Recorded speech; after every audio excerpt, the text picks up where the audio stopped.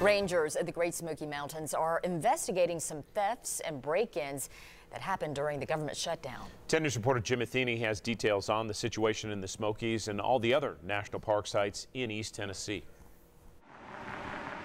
Thefts, break-ins, and some odd cases involving animals surfaced in the Great Smoky Mountains. Now that workers are back on the job and taking stock of what happened while they were away during the government shutdown. So we did have a few facilities that were broken into, and we know that we have some missing equipment and tools, and we are working on those cases, and hopefully we'll be able to bring those to resolution.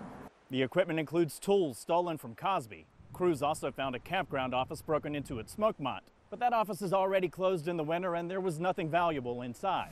And then there's an odd case where workers found 3 deer dead in Cades Cove. But it was found not to be a poaching case.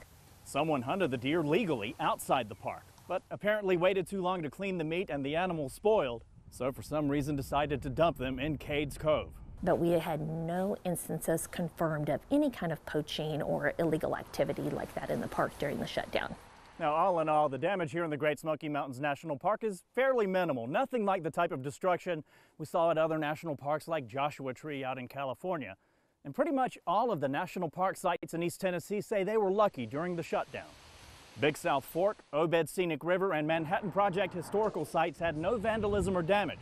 A pipe burst in a small building in Cumberland Gap, but no other issues visitors will notice. And at the Andrew Johnson site in Greenville and the Appalachian Trail, nothing more than some branches and debris piled up after a windstorm. And in the Great Smoky Mountains, even with the break-in, overall they feel lucky the damage wasn't worse. And lucky so many visitors gave a helping hand. We also had so many people from the community that were here picking up litter along trails and our busy roadways that helped us cut down on some issues that we've seen in past shutdowns. In the Great Smoky Mountains, Jim Matheny, WBIR 10 News. The main impact visitors are likely to notice in the Smokies. Many campgrounds that normally are open in March are now scheduled to open just before Memorial Day weekend. We're going to move